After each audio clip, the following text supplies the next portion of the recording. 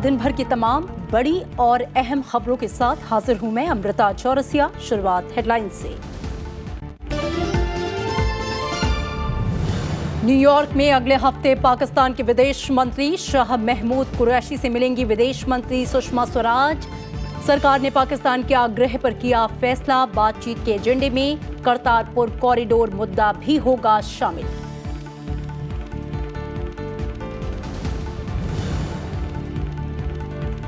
राष्ट्रहित सर्वोपरि रखने से हुआ चौतरफा विकास। दिल्ली के द्वारका में विश्व स्तरीय कन्वेंशन सेंटर की आधारशिला रखने के मौके पर बोले प्रधानमंत्री नरेंद्र मोदी। 221 एकड़ में बनने वाले कन्वेंशन सेंटर से उद्योगों और स्टार्टअप को मिलेगा बढ़ावा। रोजगार के पैदा होंगे 5 लाख मौके।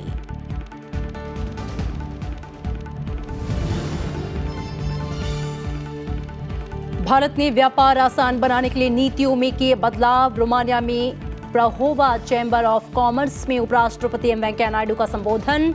कहा, देश में इंफ्रास्ट्रक्चर परियोजनाओं पर तेजी से हो रहा है काम। स्वदेश रवाना होने से पहले आज भारतीय समुदाय को करेंगे संबोधित।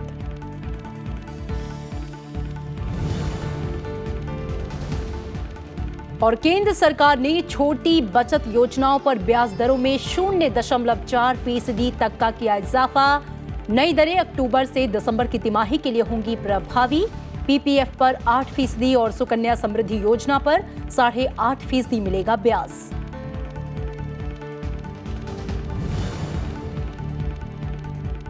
सरकार ने सभी एयरलाइनों और हवाई अड्डों की सुरक्षा ऑडिट करने का दिया आदेश। जेट एयरवेज की एक उड़ान में केबिन प्रेशर की समस्या के बाद नागर विमानन मंत्री सुरेश प्रभु का फैसला। अधिकारियों से 30 दिन के अंदर मांगी गई रिपोर्ट।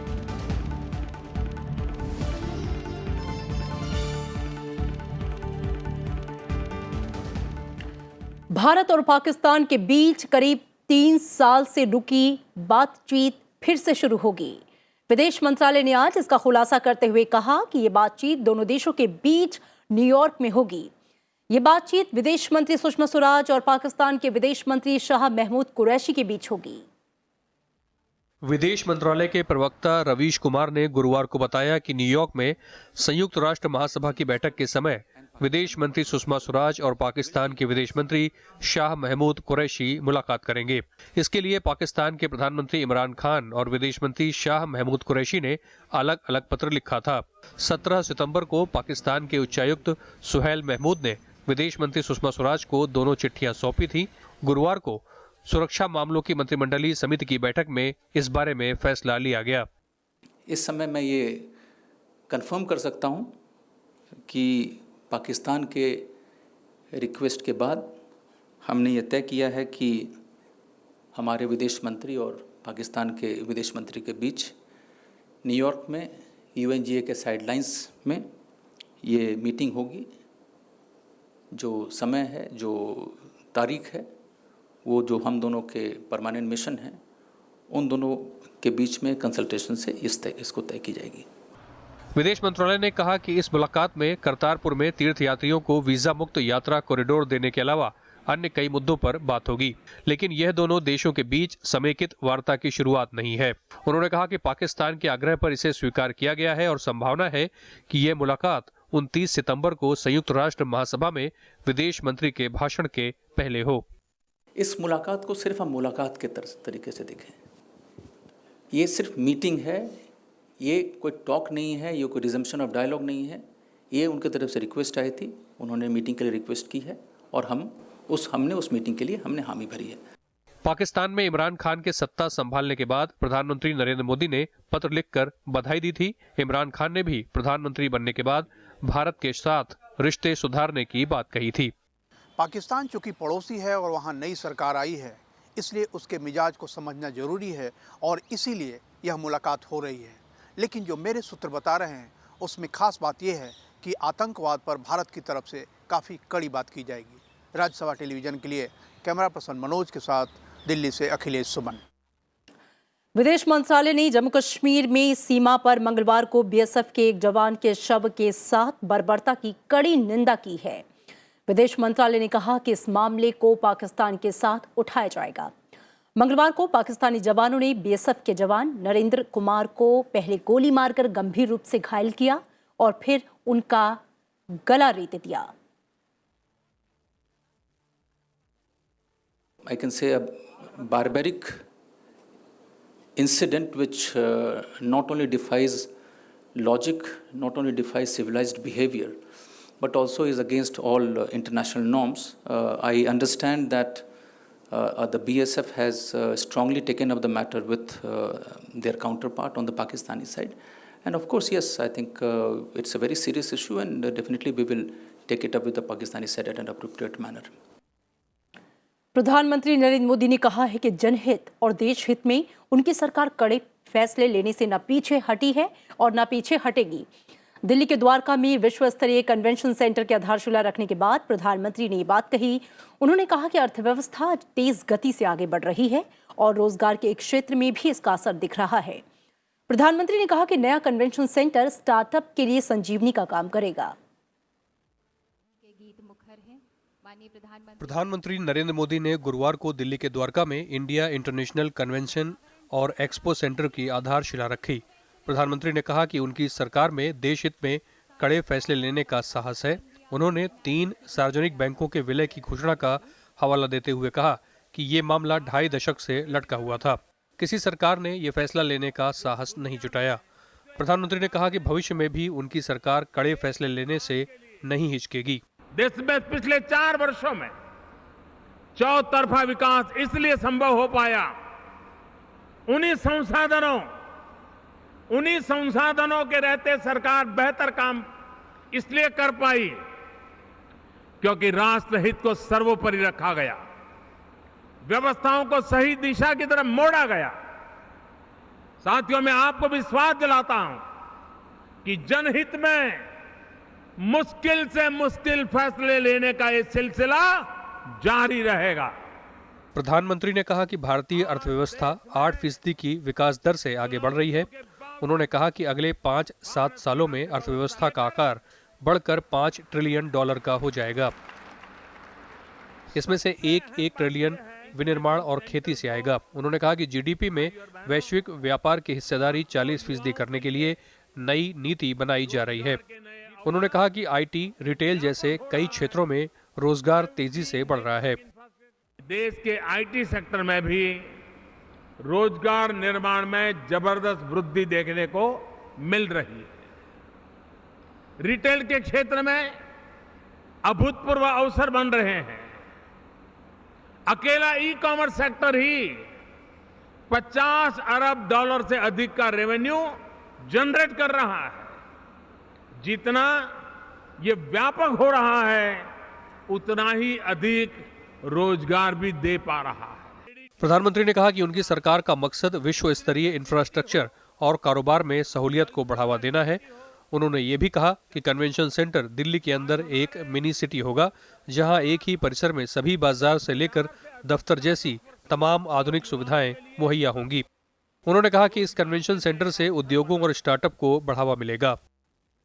स्टार्टअप के लिए सबसे बड़ी समस्या अपने आइडियाज को निवेशकों तक पहुंचाने की होती है। देश के इनोवेटिव यूथ के लिए ये बहुत बड़ा प्लेटफॉर्म बनेगा, जहां आइडिया और इनोवेशन की चर्चा से लेकर फंडिंग और ब्रांडिंग की मार्केटिंग तक आसानी से की जा सकेगी।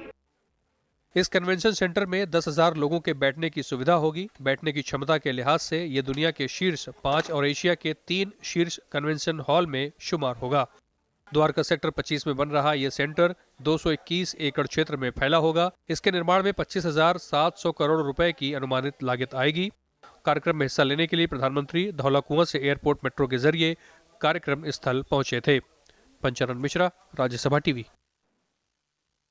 प्रधानमंत्री नरेंद्र मोदी ने आज देश भर से आई लगभग 90 आशा प्रतिनिधियों से मुलाकात की। आशा प्रतिनिधियों ने मानदेय और बीमा कवर में बढ़ोतरी के लिए प्रधानमंत्री का धन्यवाद दिया। प्रधानमंत्री ने कहा कि आशा कार्यकर्ताओं ने सही समय पर उचित कदम उठाकर गरीब माताओं और उनके बच्चों की जिंदगी बचाने में महत्वपूर्ण भूमिका निभाई है। प्रधानमंत्री ने उनके अद्भुत कौशल और समर्पण की तारीफ की। प्रधानमंत्री ने उन्हें अपने अपने गांव में लोगों का जीवन स्तर बेहतर करने के लिए अन्य सरकारी एजेंसियों के साथ मिलकर काम करने के लिए प्रोत्साहित किया। इस मौके पर केंद्रीय स्वास्थ्य मंत्री जेपी नड्डा भी मौजूद थे। प्रधानमंत्री से कल आंगनबाड़ी कार्यकर्ताओं ने भी मुलाकात की थी। और छोटे निवेशकों के लिए अच्छी खबर है। सरकार ने चालू वित्त वर्ष की तीसरी तिमाही 1 अक्टूबर से 31 दिसंबर के लिए छोटी बचत योजनाओं पर ब्याज दरों में इजाफा कर दिया है। इस तिमाही के लिए ब्याज दरों में 0.4% तक का इजाफा किया गया है। छोटी बचत योजनाओं में पीपीएफ, सुकन्या समृद्धि योजना, किसान विकास पत्र और नेशनल सेविंग सर्टिफिकेट प्रमुख हैं। नई दरें 1 अक्टूबर 2018 से 31 दिसंबर 2018 तक के लिए लागू हैं। इस अवधि में पीपीएफ पर 8%, किसान विकास पत्र पर 7.7% और सुकन्या समृद्धि योजना पर 8.5% की दर से ब्याज मिलेगा। किसान विकास पत्र अब 118 महीने के बजाय 112 महीने में ही मैच्योर होगा। हालांकि बचत खातों की जमा पर मिलने वाली ब्याज दर में कोई बदलाव नहीं किया गया है। इन पर 4% की दर से ही ब्याज मिलेगा। वित्त मंत्री अरुण जेटली ने कांग्रेस अध्यक्ष राहुल गांधी पर झूठ फैलाने का आरोप लगाया है। आज एक फेसबुक पोस्ट में वित्त मंत्री ने लिखा कि राफेल को लेकर, उद्योगपतियों का कर्ज माफ करने को लेकर राहुल गांधी गलत प्रचार कर रहे हैं। अरुण जेटली ने कहा कि परिपक्व लोकतंत्र में जो लोग झूठ पर भरोसा करते हैं, उन्हें सार्वजनिक जीवन के लिए अयोग्य माना जाता है। वित्त मंत्री ने इन आरोपों को फिर से खारिज किया और नरेंद्र मोदी सरकार ने पूंजीपतियों का कर्ज माफ किया है। उन्होंने फेसबुक पर एक सूची में भी दी है जिसमें बैंकों के 12 बड़े कर्जदारों के नाम हैं। इसमें यह भी जानकारी दी गई है कि किस कर्जदार की रिजोल्यूशन प्रक्रिया पूरी की गई है या किस चरण में है। राजस्थान में होने वाले विधानसभा चुनाव की तैयारियों के सिलसिले में कांग्रेस अध्यक्ष राहुल गांधी आज राजस्थान के दौरे पर थे। उन्होंने डूंगरपुर के सांगवाड़ा में रैली की। राहुल गांधी ने कांग्रेसी कार्यकर्ताओं को संबोधित करते हुए कहा कि कांग्रेस का कार्यकर्ता पार्टी की रीढ़ है। ये कार्यकर्ता लाठी खाता है, डंडे खाता है, लेकिन बाद में कोई पैराशूट नेता आकर टिकट ले जाता है। कांग्रेस अध्यक्ष ने कहा कि अब कांग्रेस का कार्यकर्ता ये तय करेगा कि उम्मीदवार कौन होगा।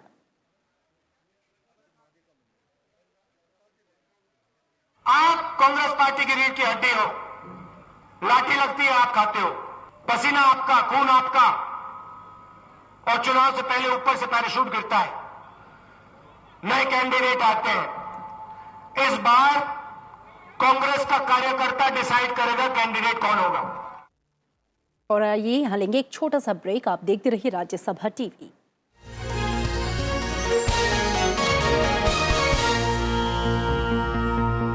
देखिए देश देशांतर मेरे साथ रात 8:30 बजे सिर्फ राज्यसभा टीवी पर।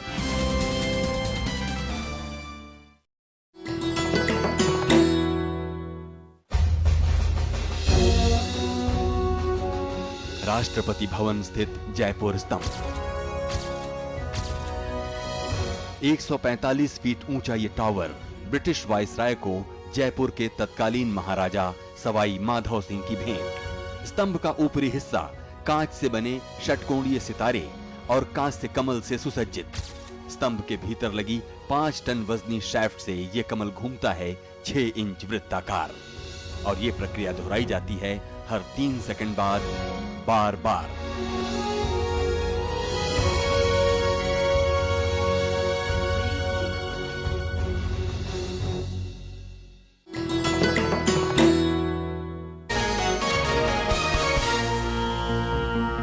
ब्रेक के बाद स्वागत है आपका। और अब बात उपराष्ट्रपति के रोमानिया दौरे की।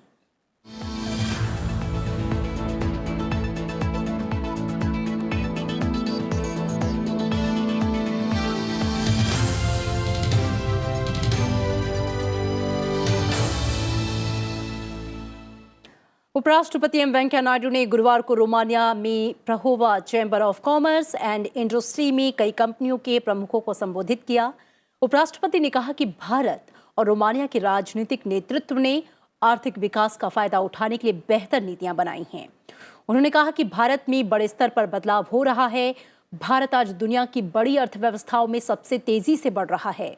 उन्होंने कहा कि भारत ने व्यापार को आसान बनाने के लिए नीतियों में बदलाव किया है। इसी वजह से पिछले 3 सालों में एफडीआई में भारी बढ़ोतरी हुई है। साथ ही सड़क, रेलवे, बंदरगाह और एयरपोर्ट जैसे इंफ्रास्ट्रक्चर परियोजनाओं पर तेजी से काम हो रहा है। उन्होंने रोमानिया की कंपनियों को इसका लाभ उठाने की अपील की। Green India, Skill India, Make in India, Digital India, Industrial Corridor, Smart City Development, Massive Housing Program, all these are all going on a big scale. I encourage Romanian companies to participate actively in this and reap the dividends from this profitable flagship program. India has opened up. Ease of doing business, ease of approvals, online approvals, automatic permissions. All these things are the order of the day. That's what is happening in India. और Romania से स्वदेश रवाना होने से पहले उपराष्ट्रपति M Venkaiah Naidu आज वहां भारतीय समुदाय को भी संबोधित करेंगे। और इधर नागर विमानन मंत्री सुरेश प्रभु ने यात्रियों की सुरक्षा से संबंधित हालिया घटनाओं के बाद सभी एयरलाइनों और हवाई अड्डों के सुरक्षा ऑडिट करने का आदेश दिया है। संबंधित अधिकारियों को 30 दिनों के अंदर रिपोर्ट देने को कहा गया है। इसमें सुरक्षा उपाय सुझाने को भी कहा गया है। सुरेश प्रभु ने जेट एयरवेज मामले की जांच के आदेश भी दिए हैं। हादसे की जांच विमान दुर्घटना जांच ब्यूरो करेगा। आपको बता दें कि आज ही मुंबई से जयपुर जा रहे जेट एयरवेज के एक विमान में केबिन प्रेशर की समस्या हुई। दरअसल उड़ान के दौरान क्रू कर्मचारी केबिन एयर प्रेशर के स्विच को ऑन करना भूल गए। 30 से ज्यादा यात्रियों की तबीयत बिगड़ गई। कुछ यात्रियों के नाक और कान से खून भी निकलने लगा। इस वजह से विमान को वापस मुंबई में उतरना पड़ा। चालक दल के सदस्यों को रोस्टर ड्यूटी से हटा दिया गया है। 3 तलाक को दंडनीय अपराध बनाने के लिए अध्यादेश लाने के फैसले का पीड़ितों ने समर्थन किया है। केंद्रीय मंत्रिमंडल ने कल इस अध्यादेश को मंजूरी दी थी। इसके बाद राष्ट्रपति ने भी इस पर सहमति दे दी है। एक साथ 3 तलाक पर केंद्र सरकार के अध्यादेश लाने के फैसले का मुस्लिम महिलाओं ने स्वागत किया है। सुप्रीम कोर्ट में 3 तलाक, बहुविवाह और हलाला के खिलाफ मुख्य याचिकाकर्ता समीना बेगम ने इसे महिला सशक्तिकरण के लिए अहम फैसला बताया। बहुत फ़ायदे होंगे मुस्लिम महिलाओं को। एक तो ये कानून जो नहीं था ट्रिपल तलाक पे, तो उस कानून ना होने की वजह से लाखों औरतें परेशान थी, डर के साए में जी रही थी कि कब हमसे छोटी सी भी मामूली सी भी गलती हो जाए और हमें ट्रिपल तलाक का मुंह देखना पड़े और घर से बाहर निकलना पड़े, तो वो डर से बाहर आई। सुप्रीम कोर्ट की ओर से 3 तलाक को अवैध करार दिए जाने के बाद सरकार ने मुस्लिम महिला विवाह अधिकार संरक्षण विधेयक तैयार किया था।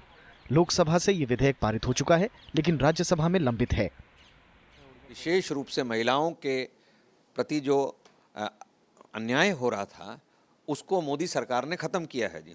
ये जो 1400 साल पुरानी प्रथा थी तिलाके बिद्दत की, उसको समाप्त इसलिए किया गया है कि मुस्लिम महिला को 3 तलाक कह दिया जाता था, चाहे व्हाट्सएप के ऊपर, चाहे एसएमएस के ऊपर, चाहे मुंह से बोलकर, चाहे नशे के ऊपर, और उस महिला को घर से बाहर निकाल दिया जाता था। क्या होगा उसके भरण पोषण का? अध्यादेश में 3 तलाक देने वाले पति को 3 साल की कैद का प्रावधान है। हालांकि इसके लिए शिकायत पीड़ित या परिजनों को देनी होगी। 3 तलाक पर मुस्लिम महिलाओं को उनका हक दिलाने के लिए केंद्र सरकार इस पर अध्यादेश लेकर आ गई है। जहां विपक्षी दल इस पर राजनीति कर रहे हैं, वहीं केंद्र सरकार के लिए शीतकालीन सत्र में इसे पास कराना बड़ी चुनौती होगा।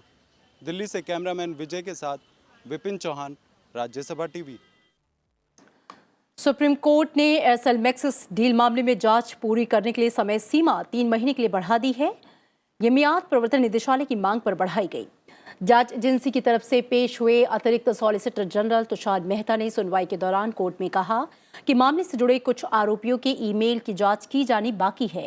उन्होंने मांग जांच पूरी करने की मियाद कुछ महीनों के लिए आगे बढ़ाए जाने की मांग की। इससे पहले 13 मार्च को सुप्रीम कोर्ट ने ईडी को 6 महीने में जांच खत्म करने का आदेश दिया था। जांच की सुस्त रफ्तार को लेकर कोर्ट ने ऐतराज भी जताया। प्रवर्तन निदेशालय 2G स्पेक्ट्रम मामले में उपजे एयरसेल मैक्सिस सौदे से जुड़े मनी लॉन्ड्रिंग मामले की जांच कर रहा है। इस मामले में सीबीआई पूर्व वित्त मंत्री पी चिदम्बरम और उनके बेटे कार्ति चिदम्बरम के खिलाफ चार्जशीट दाखिल कर चुकी है। सीबीआई ने इस मामले में चिदम्बरम समेत 18 लोगों को आरोपी बनाया है, जिनमें 11 व्यक्ति और 7 कंपनियां हैं। सुप्रीम कोर्ट ने बिहार के मुजफ्फरपुर शेल्टर होम मामले में मीडिया की रिपोर्टिंग पर पूरी तरह से रोक लगाने से इनकार कर दिया है। कोर्ट ने आज सुनवाई के दौरान कहा कि मीडिया रिपोर्टिंग पर पूरी तरह पाबंदी नहीं लगाई जा सकती। न्यायमूर्ति मदन बी लोकुर और दीपक गुप्ता की पीठ ने 23 अगस्त के पटना हाईकोर्ट के आदेश पर भी रोक लगा दी। हाईकोर्ट ने मीडिया रिपोर्टिंग पर रोक लगाई थी। हालांकि सुप्रीम कोर्ट ने प्रिंट और इलेक्ट्रॉनिक मीडिया से यौन अपराध की वारदात को सनसनीखेज नहीं बनाने को कहा है। वहीं सीबीआई की स्टेटस रिपोर्ट देखने के बाद कोर्ट ने कहा कि जांच सही दिशा में चल रही है। पीठ ने आयकर विभाग से शेल्टर होम को चलाने वाले एनजीओ और इनके मालिक ब्रजेश ठाकुर की संपत्ति की जांच करने को कहा है। कोर्ट ने 4 सप्ताह के भीतर सीबीआई से नई स्टेटस रिपोर्ट मांगी है और इसी बीच सीबीआई ने इस मामले में एक सरकारी अधिकारी समेत 4 लोगों को डिटेन किया है। अमेरिका ने कहा है कि जैश और लश्कर जैसे आतंकी गुट लगातार भारतीय उपमहाद्वीप में क्षेत्रीय खतरा पैदा कर रहे हैं। अमेरिका ने कंट्री रिपोर्ट ऑन टेररिज्म जारी की है। अमेरिकी विदेश विभाग की सालाना रिपोर्ट में यह कहा गया है कि 2017 में आतंकवाद पर पाकिस्तान ने अमेरिका की चिंताओं पर पूरी तरह से ध्यान नहीं दिया। रिपोर्ट में यह भी कहा गया है कि पिछले साल हुए करीब 59% आतंकी हमले भारत समेत 5 एशियाई देशों में हुए। इनमें पाकिस्तान, अफगानिस्तान, इराक और फिलीपींस हैं। हालांकि रिपोर्ट में यह भी कहा गया है कि दुनिया भर में हो रहे आतंकी हमलों के मामले में पिछले साल 23% की कमी जरूर आई है। साथ ही ऐसी घटनाओं में मारे जाने वाले लोगों की तादाद भी 27% घटी है। अमेरिका ने आतंकवाद के खिलाफ की गई कार्रवाइयों के लिए भारत की सराहना भी की है। राज्यसभा के उपसभापति हरिवंश ने साहित्य, सिनेमा, समाज और भाषा के गहरे जानकार और वरिष्ठ पत्रकार विष्णु खरे के निधन पर गहरा शोक जताया है। विष्णु खरे के निधन को उन्होंने भारतीय साहित्य के एक युग का अंत माना। उपसभापति ने कहा कि भले ही उनकी सबसे बड़ी पहचान हिंदी भाषा में बनी, लेकिन जर्मन, अंग्रेजी, उर्दू और मराठी भाषाओं पर भी उनकी गहरी पकड़ थी। उनको जर्मन और हिंदी भाषा के बीच सेतु माना जाता था। उपसभापति ने कहा कि उनकी कविताओं ने हिंदी में एक नई धारा बहाई। साथ ही उन्होंने सिनेमा के तमाम पक्षों पर बहुत गहराई से लिखा। विष्णु खरे ने बुधवार को दिल्ली के जीबी पंत अस्पताल में अंतिम सांस ली। संसदीय कार्य मंत्रालय ने आज 4वें अंतर्राष्ट्रीय युवा संसद प्रतियोगिता के विजेताओं को पुरस्कार प्रदान किए। संसदीय कार्य राज्य मंत्री अर्जुन राम मेघवाल ने कार्यक्रम के मुख्य अतिथि थे। उन्होंने कहा कि संसद के अंदर दिए जाने वाले भाषणों में शब्दों की अहम भूमिका होती है। ये तस्वीरें हैं विजेता टीम की ओर से लगाई गई संसद का। इसके जरिए विजेता टीम ने संसद की कार्यवाही के बारे में रोचक तरीके से जानकारी दी। मौका था राष्ट्रीय युवा संसद प्रतियोगिता की विजेता टीम को पुरस्कृत करने का। इस मौके पर संसदीय कार्य राज्य मंत्री अर्जुन राम मेघवाल ने बेहतर राजनेता होने के गुण बताए। तो 2 मिनट की बात कभी कभी लोकसभा में बहुत महत्वपूर्ण होती है। इसलिए तो पक्ष के लोग भी बोले, विपक्ष के लोग भी बोले। आज मुझे लगा कि जिस तरह से ये धारदार भाषण दे रहे थे तो मुझे सुषमा स्वराज की भी याद आ गई कि इनमें भी इन प्रतिभाओं में भी जो ये प्रतिभाएं यहाँ बैठी हैं, चाहे पक्ष की और विपक्ष की हो, इसमें सुषमा स्वराज बनने की क्षमता है। उन्होंने कहा कि संसद में भाषण के दौरान शब्दों का अपना महत्व होता है। उन्होंने कहा कि पूर्व अच्छे राजनेता हमेशा अपने भाषण में सही तथ्यों को रखते हैं और आलोचना भी सुंदर तरीके से करते हैं। इस साल राष्ट्रीय युवा संसद प्रतियोगिता का पुरस्कार DAV कॉलेज जालंधर ने जीता। मैं रिक्वेस्ट करना चाहूँगा पार्लियामेंट्री मिनिस्ट्री से कि ऐसे प्रोग्रामों का आयोजन जो है वो आगे भी करते रहें, क्योंकि ऐसे प्रोग्रामों के अंदर ही हमारे अच्छे जो लीडर हैं वो तो बन के निकलेंगे ही। इसके साथ साथ हमारे बच्चों को सेल्फ रिस्ट्रेन, सेल्फ कॉन्फिडेंस और म्यूचुअल कोऑपरेशन की बातें जो हैं वो सीखने को मिलती हैं। हर साल संसदीय कार्य मंत्रालय इस प्रतियोगिता का आयोजन करता है। इसका मकसद युवाओं में लोकतांत्रिक मूल्यों का विकास करना है। अरुणा ठाकुर, राज्यसभा टीवी। 14 से 28 सितंबर तक मनाए जा रहे हिंदी पखवाड़ा के तहत राज्यसभा सचिवालय में आज काव्य प्रतियोगिता का आयोजन किया गया। राज्यसभा सचिवालय में हिंदी में कामकाज को बढ़ावा देने और लोगों को प्रोत्साहित करने के लिए हिंदी पखवाड़े का आयोजन करता है। प्रतियोगिता में अव्वल रहने वाले कर्मचारियों और अधिकारियों को पुरस्कृत किया जाएगा। काव्य प्रतियोगिता में राज्यसभा सचिवालय के अनेक कर्मचारियों और अधिकारियों ने हिस्सा लिया। साथ ही श्रोताओं ने भी कविताओं का आनंद लिया। सुना है राजनीति आयाम रोज नए लिख रही है, धर्म के नाम पर फिर रोटियां किसी की सिक रही है। खूब वाद विवाद चल रहे हैं समाचारों में, खूब वाद विवाद चल रहे हैं समाचारों में।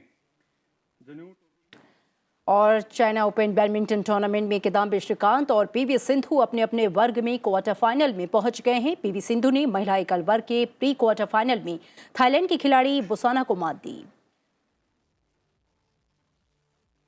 वहीं पुरुष वर्ग में किदाम्बी श्रीकांत भी क्वार्टर फाइनल में पहुंच गए। श्रीकांत ने पुरुष एकल वर्ग के प्री क्वार्टर फाइनल में थाईलैंड के सुप्पान्यू अविंग सानून को मात दी।